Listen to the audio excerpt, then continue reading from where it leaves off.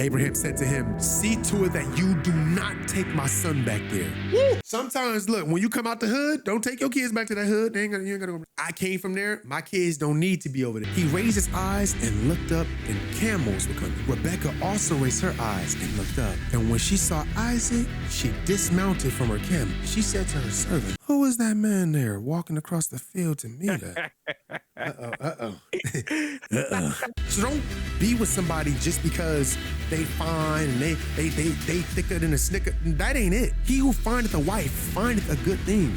Through the good and the bad, through sickness and health, through riches, through poor, through death and life, through all of it. They're there. Hey, all right. Welcome to today's Bible study, man. If we had a little bit of a praise and worship before this, if you guys are wondering why my eyes is all watering, I always do my Bible studies before we get into the word. I always like to do praise and worship, emptying out the cup or whatever's going on throughout the week, because that has nothing to do with what God has for you. Want to allow for his word to really manifest and be planted, without any distractions or anything of the world at all. So if you would love to be here live and be in Discord with me, we do these at 12 p.m. Pacific time every single Sunday. Today we are picking up in the book of Genesis. Now, if you haven't seen the previous episode, you need to go watch that previous episode, because that joint was absolutely insane, especially with Abraham, Sarah, Hagar, Isaac finally being born, and then God destroying Sodom and Gomorrah, but saving Lot and his family. But then his wife turned around, got turned into a pillar of salt. That thing was just it's insanely crazy. So make sure that y'all go back and you go read that, because there's so much in there that you need to see and need to really grasp. So just in case you start this your first one, go back and watch the previous chapters and episodes of the book of Genesis. Man, without further ado, man, we are finna jump right into this word. Genesis 22, the offering of Isaac. Now, after these things, God tested the faith and commitment of Abraham and said to him, Abraham. And he answered, here I am.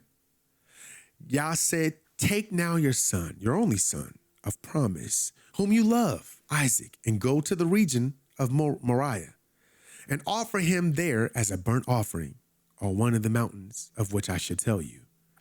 So Abraham got up early in the morning, saddled his donkey, and took two of his young men with him and his son Isaac. And he split the wood for the burnt offering, and then he got up and went to the place of which Yah had told him. On the third day of travel, Abraham looked up and saw the place in the distance. Abraham said to his servants, settle down and stay here with the donkey. The young man and I will go over there and worship Yah, and we will come back to you. Then Abraham took the wood for the burnt offering and laid it on the shoulders of Isaac, his son. And he took the fire pot in his own hand and the sacrificial knife. And the two of them walked on together. And Isaac said to Abraham, my father. And he said, here I am, my son. Isaac said, look, the fire and the wood, but where's the lamb for the burnt offering? Abraham said, my son, God will provide for himself a lamb for the burnt offering. So the two walked on together. When they came to the place of which Yah had told him, Abraham built an altar there and arranged the wood, and bound Isaac his son, and placed him on the altar on the top of the wood. Abraham reached out his hand and took the knife to kill his son. But the angel of the Lord called to him from heaven and said, Abraham, Abraham. He answered, here I am. The Lord said, do not reach out with the knife in your hand against the boy, and do nothing to harm him. For now I know that you fear Yah with reverence and profound respect, since you have not withheld from me your own son, your only son of promise. Now this part right here is kind of crazy. You get told, hey, you know that child that you've been wanting? I want you to take him up there and I want you to go sacrifice him.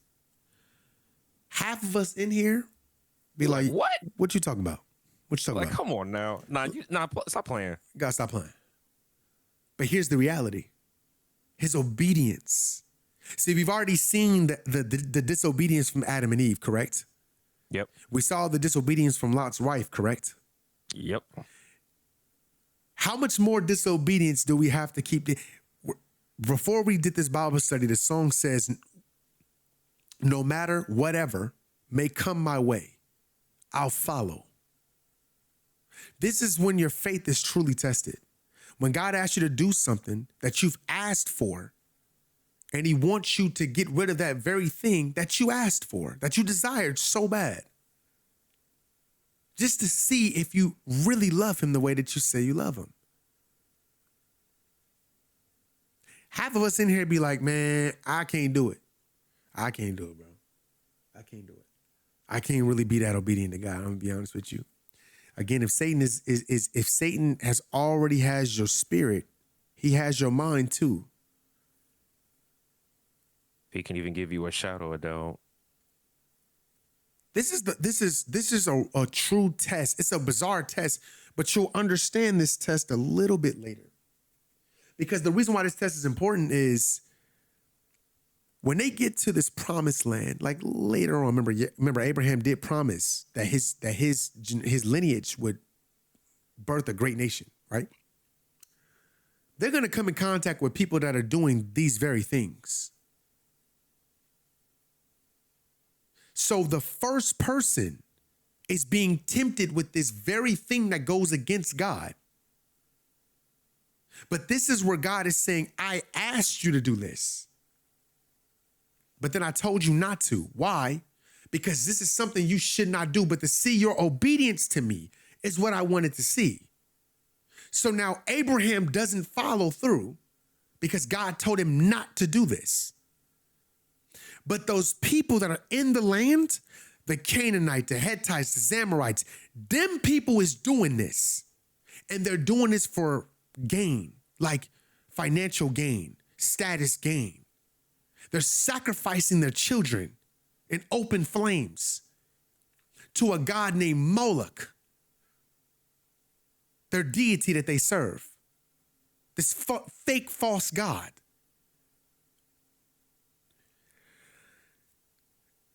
Then Abraham looked up and glanced around, and behold, behind him was a ram caught in a thicket by his horns. And Abraham went and took the ram and offered it up for a burnt offering, a sending sacrifice instead of his son. So Abraham named that place, the Lord will provide. And it is said to this day, on the mountain of the Lord it will be seen and provided. The angel and the Lord called to Abraham from heaven a second time and said, by myself, on the basis of who I am, I have sworn an oath, declares the Lord, that since you have done this thing and have not withheld from me your son, your only son of promise, indeed, I will greatly bless you, and I will greatly multiply your seed like the stars of the heavens, and like the sand of the seashore. And your seed shall possess the gate of their enemies by conquering them. Through your seed, all the nations of the earth shall be blessed, because you have heard and obeyed my voice. So Abraham returned to his servants, and they got up and went with him to Beersheba. And Abraham settled in Beersheba. I just wanted to add this. If God wanted to test him, and God told him, you better not put that knife on that boy. When you hear people say that God told me to do this, God told me to do this to my kids, God told me, God didn't say that. If God stopped Abraham from doing it, if he stopped him, because he wanted to see how obedient Abraham was, but with this obedience, because you could be obedient to any false deity like that, God was showing him the difference. I would never ask you to do this. Understand, I would never ask you to sacrifice your own child. I was testing your faith, but I won't ask you to do something like this. Because any false deity could get you to sacrifice your own child just by your obedience. But it's the fact that you heard me. You heard me. So your God will never ask you to do something like this. Do not harm a hair on that. That knife better not touch that little boy. So when you hear people say, well, God asked me to do this. God told me to do this. No, he didn't. No, he didn't. He didn't tell you to do that. He did not tell you to do that. I just wanted to make that clear. Just so that we don't go like, but why would God ask him? Because he's showing him this is the God that I am. There has to be an example of what not to do. And when I give you a command, I need you to be obedient to it. But when I give you a command, I will never ask you to do this. I just only wanted to see your obedience. You are obedient, like very obedient. So here's the difference between my commands and my rules that I give and the difference between those false deities and what they'll command.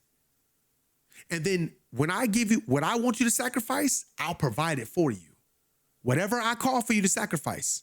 If I say, hey, it's time to sacrifice something, this is back in the day. I'll provide it for you. That's why Abraham named that place, the Lord will provide. See, all of it goes hand in hand. It all goes hand in hand. God will never ask you to sacrifice your child for something that he wants. God will always provide you with the thing that you're supposed to sacrifice with. Again, this is for that time period. Now, after these things, Abraham was told, Malchus was born to your brother Nahor. Uz, the firstborn, and Buz, his brother, and Kemuel, the father of Aaron, Chez, and Hazo, and Pildash, and Jedlath, and Bethuel. Bethuel became the father of Rebekah. These 8 children Milcah bore to Nahor, Abraham's brother. Nahor's concubine, whose name was Reumah, gave birth to Teba and Gaham and Tahash and Maacah. Man, these names, they be cooking me. I'm trying to tell you, bro. Genesis 23, death and burial of Sarah. Sarah lived 127 years. This was the length of the life of Sarah. Sarah died in Kiriath Arba, that is Hebron, in the land of Canaan. And Abraham went to mourn for Sarah and to weep for her. Then Abraham stood up before his dead wife's body and spoke to the sons of Heth, saying, I am stronger and a sojourner, resident alien among you. Sell me property for a burial place among you, so that I may bury my dead in the proper manner. No, the Hittites replied to Abraham, listen to us, my Lord. You are a prince of Yah, a mighty prince among us. Bury your dead in the choicest of our graves. None of us will refuse you his grave or hinder you from burying your wife. So Abraham stood up and bowed to the people of the land, the Hittites, and Abraham said to them, if you are willing to grant my dead a proper burial, listen to me and plead with Ephron, the son of Zohar, for me, so that he may sell me the cave of Machpelah, which he owns. It is at the end of his field. Let him give it to me here in your presence for the full price as a burial site, which I may keep forever among you. Now Ephron was present there among the sons of Heth. So within the hearing of all the sons of Heth and all who were entering the gate of his city, Ephron, the Hittite answered Abraham, saying, no, my Lord, hear me. I give you the entire field, and I also give you the cave that is in it. In the presence of the men of my people, I sell it to you. Bury your dead there. Then Abraham bowed down before the people of the land. He said to Ephron, in the presence of the people of the land, if you will only please listen to me and accept my offer, I will give you the price of the field. Accept it from me, and I will bury my dead there. Ephron replied to Abraham, my Lord, listen to me. The land you seek is worth 400 shekels of silver. What is that between you and me? So bury your dead. So Abraham listened. That's a real one right here. Look, it's 400 shekels, But what's that between, like, bro, What's that between us? like, we got a rapport, man. Like, What that mean, bro? I don't need that money from you. Take the land, is yours. But Abraham is so honorable. Like, no, listen, I'm going to buy this land off of you. Okay? Just because we good friends don't mean that it's still a process. Let me buy this off you, playboy. He's like, no. Just take it. You can have it. So Abraham listened to Ephron and agreed to his terms. And he weighed out for Ephron the amount of silver, which he had named in the hearing of the Hittites, 400 shekels of silver, according to the weights current among the merchants. So the field of Ephron and Machpelah, which was to the east of Mamre, Hebron, the field and the cave which was in it, and all the trees that were in the field and in all its borders around it, were deeded over legally to Abraham as his possession in the presence of the Hittites, before all who were entering at the gate of his city.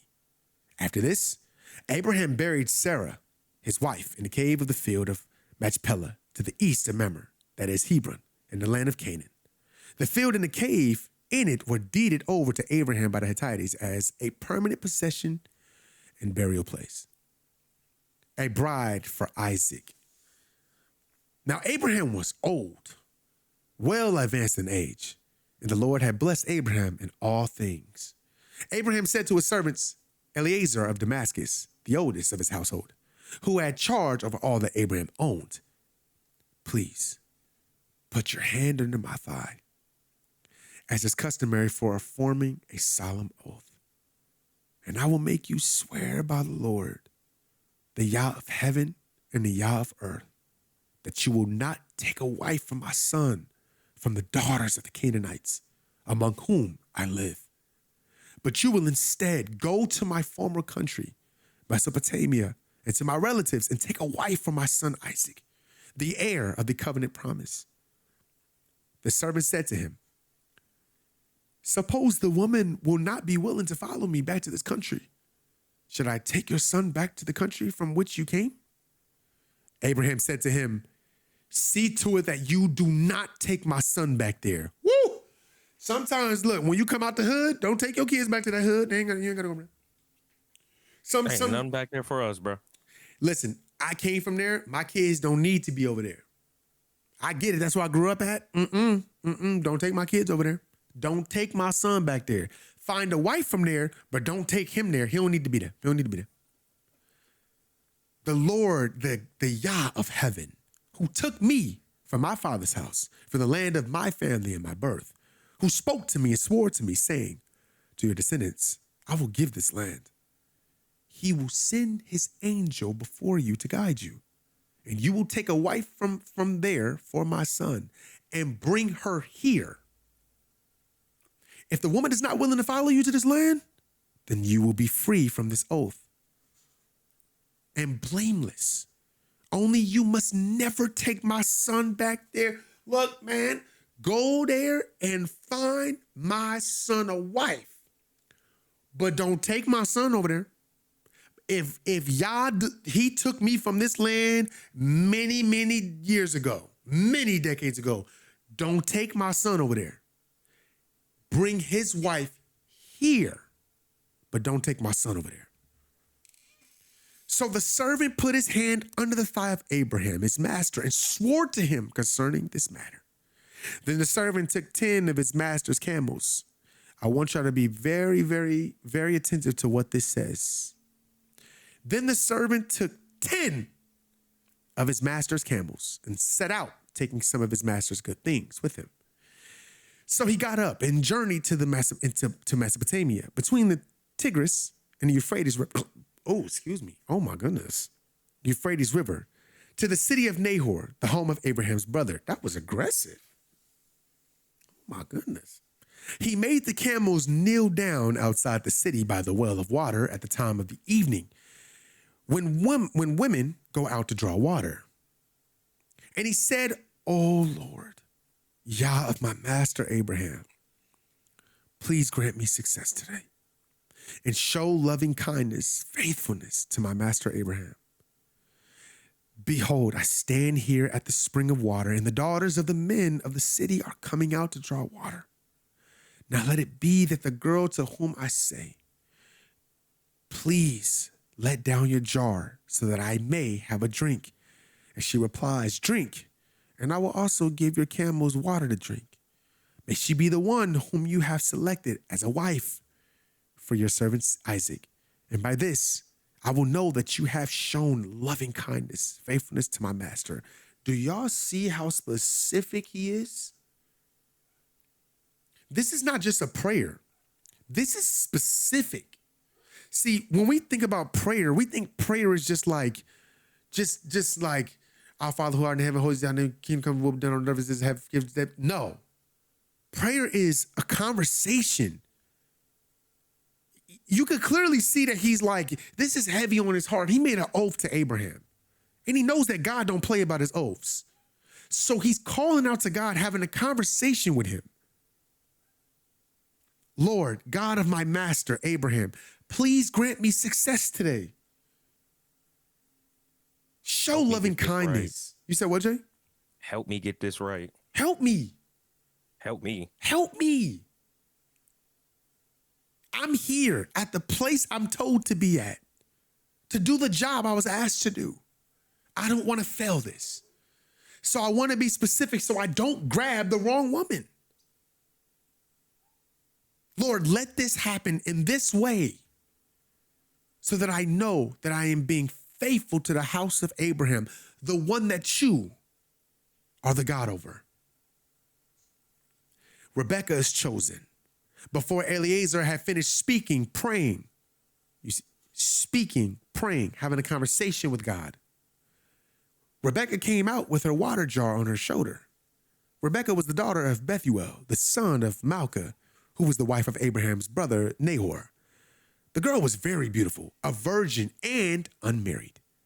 She went down to the spring and filled her jar and came up.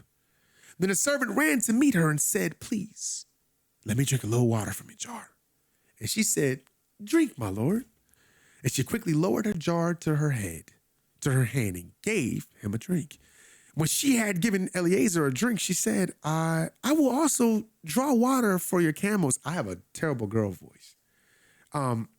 For your camels until they have finished drinking. So she quickly emptied her jar into the trough, and ran again to the well and drew water for all his camels. Stop. Now I want to show you guys something. Now this is something that if you do not know, I want to show you guys how much. Now remember, he has 10 camels. And he has these camels. He has 10 camels. And he asked God to first, when he asked the girl for a drink, she'll say yes. And then she'll offer to give the camels water. That's how he'll know. Now, we need to first understand this girl is doing this gesture. How easy is this task? Is this an easy task? Let's find out how much water camels drink. A healthy adult camel can drink up to 30 gallons of water in one sitting. They can drink about 1/3 of their body weight, which can be as much as 53 gallons at once. Typically, camels drink between 8 and 12 gallons of water per day.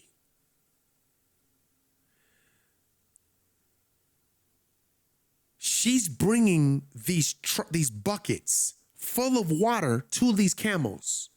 He has 10 camels with him. Remember, having that many camels shows a sense of power. It's a status. You got 10 camels with you? Oh, you got money. So he has 10. She offers to give all 10 water. Now, there's this argument, with the Muslims that say that Rebekah was 3 years old when Isaac married Rebekah. Let me ask y'all a question. What 3-year-old do you know can carry 53 gallons of water to 10 camels He constantly. wouldn't even be able to carry one. What 3-year-olds do you know that can carry 1 gallon of water? Y'all let me know. What camels do y'all know that can, what 3-year-old do y'all know, regular 3-year-old girl, that's carrying even a gallon of water? Exactly. None. You don't know any. I've never seen it. My little niece is 4 and she big and she can barely carry anything.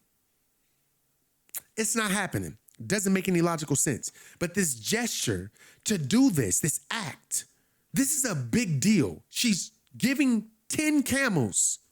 That's a lot of water. That's a lot of grabbing the bucket, filling it back up, taking another, filling it back up, filling it back up. That's a lot. That's a lot. You're not hearing me. That's a lot. Half of y'all ain't doing that. I'm gonna just keep it real with y'all. Some of y'all hate giving y'all pets water. When you gotta just get up and give them a little bit. I'm a victim of it. I am guilty of it. There be time, some my eye, and I know I gotta go in there. I ain't no water in there. I be like,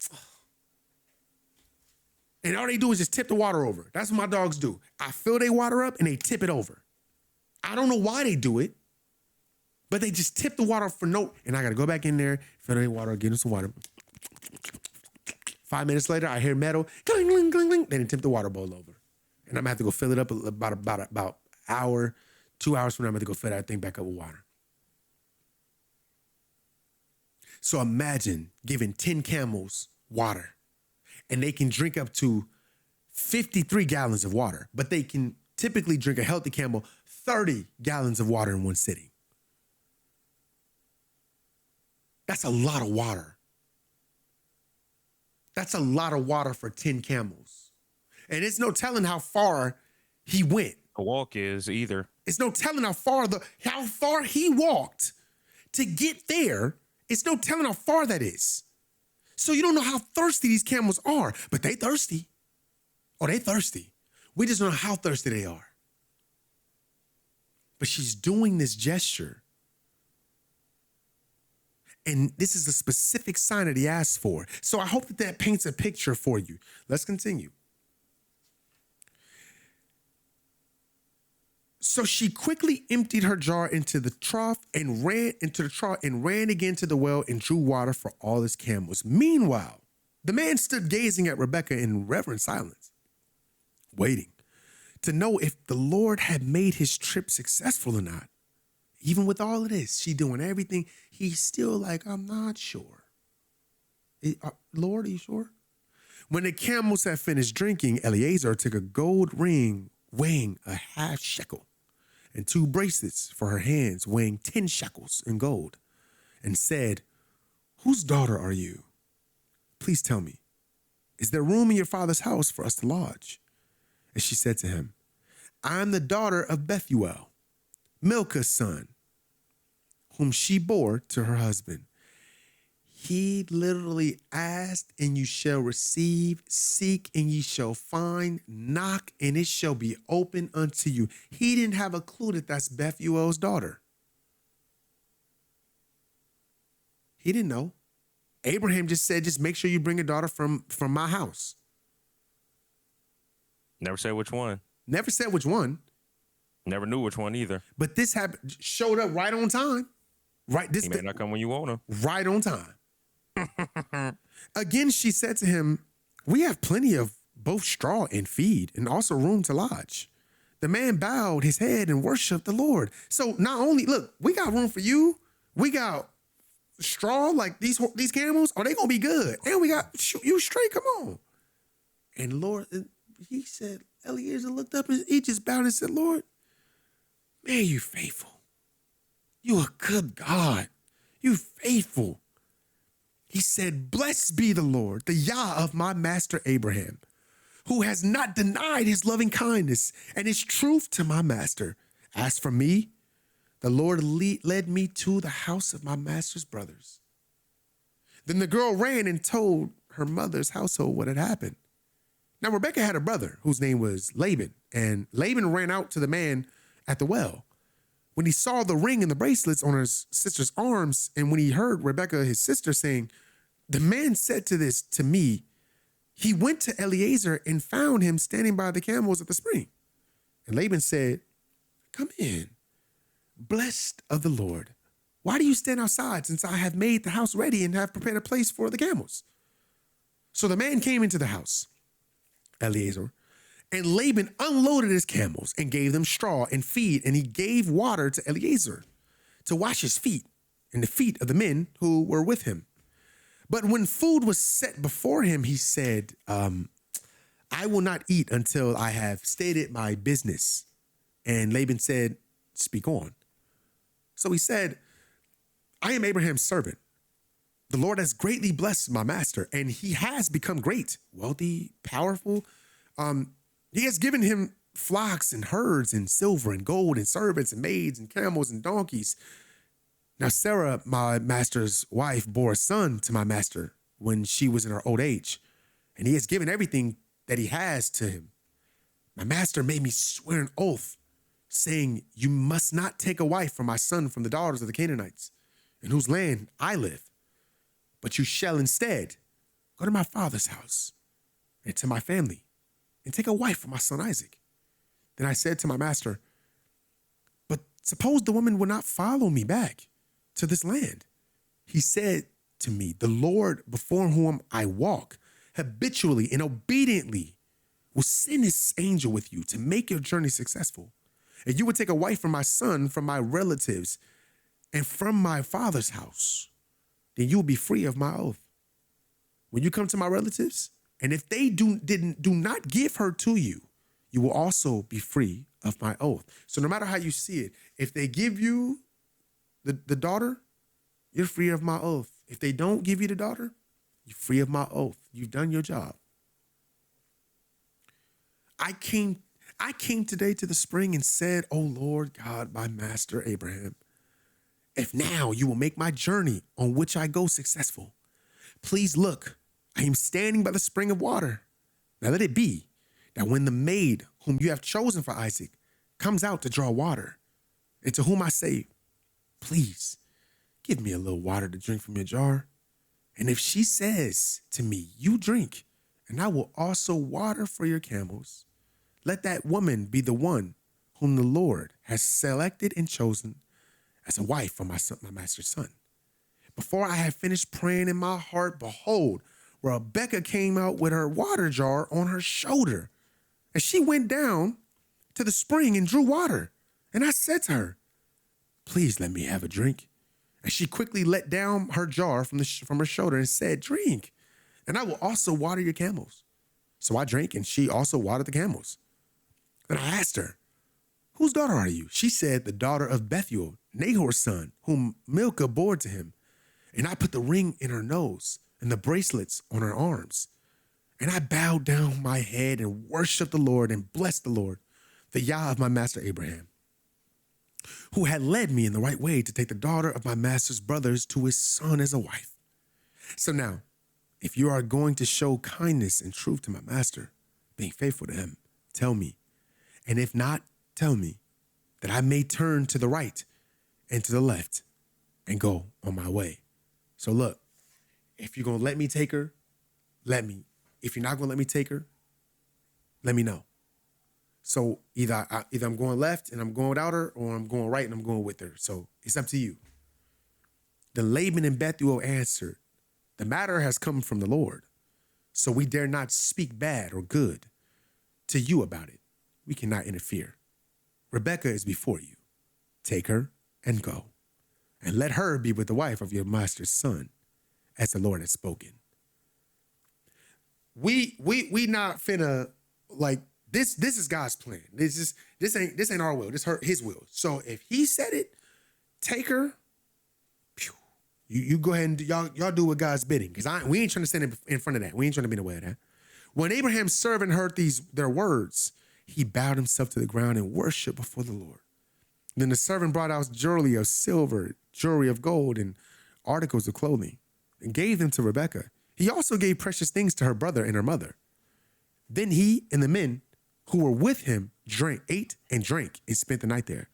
In the morning when they got up, he said, now send me back to my master. But Rebekah's brother and mother said, let the girl stay with us a few days, at least 10, then she may go. But Eliezer said to them, do not delay me. Since the Lord has prospered my way, send me away so that I may go back to my master. And they said, we will call the girl and ask her what she prefers. So they called Rebekah. So they called Rebekah and said, will you go with this man? And she answered, I'll go. So they sent off their sister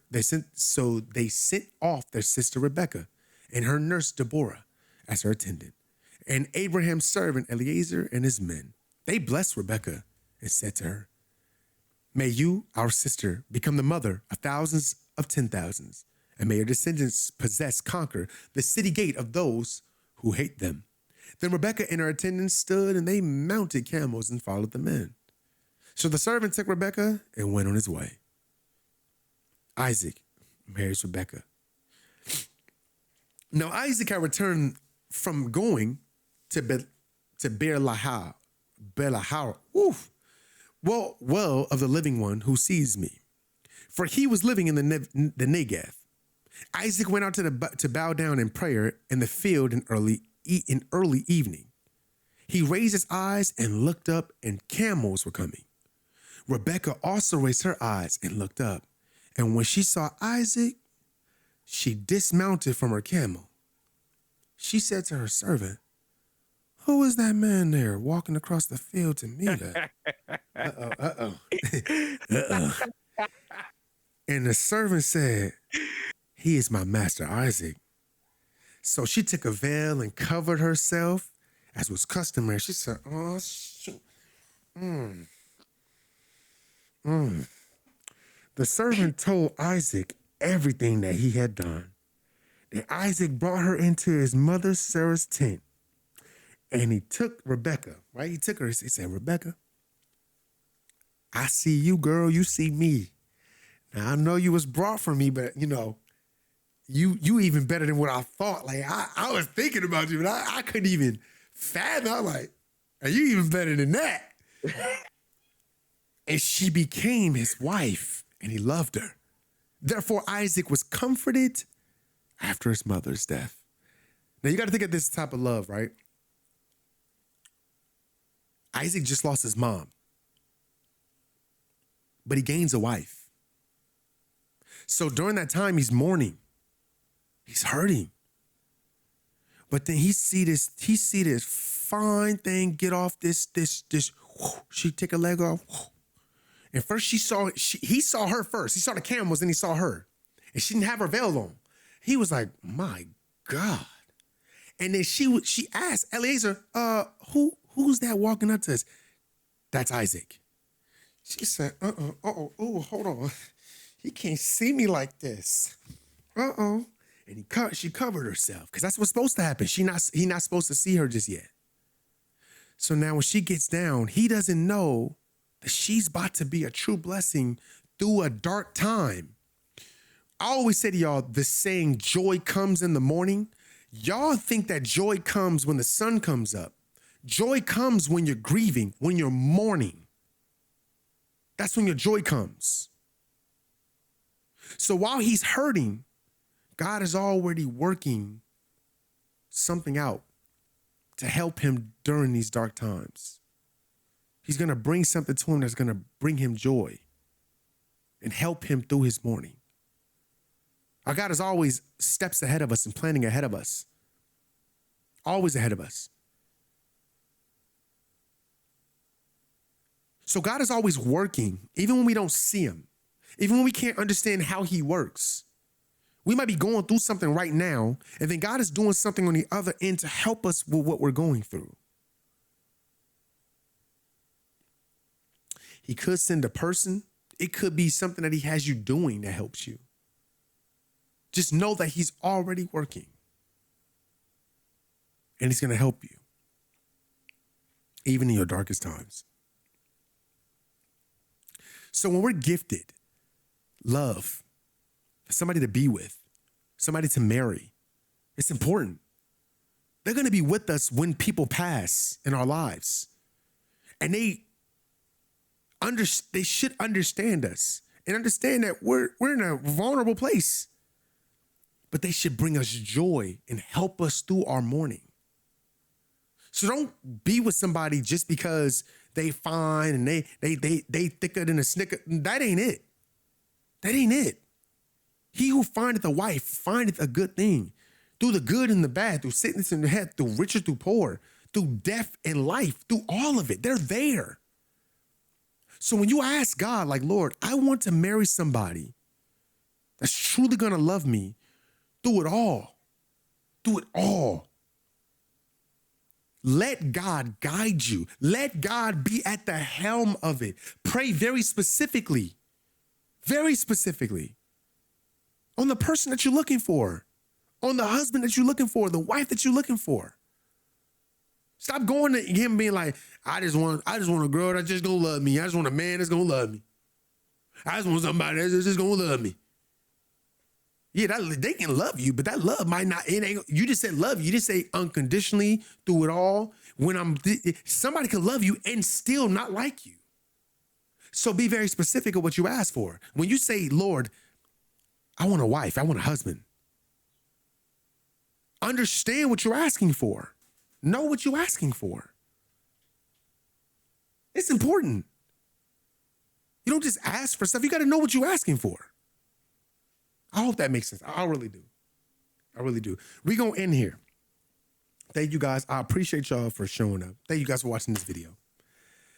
If you haven't seen any of the other episodes, we are slowly but surely getting through Genesis. We're already at Genesis 25. And as y'all are seeing, you're seeing us as humans. We're here in these stories. But this is not about us. This is about God and how he works.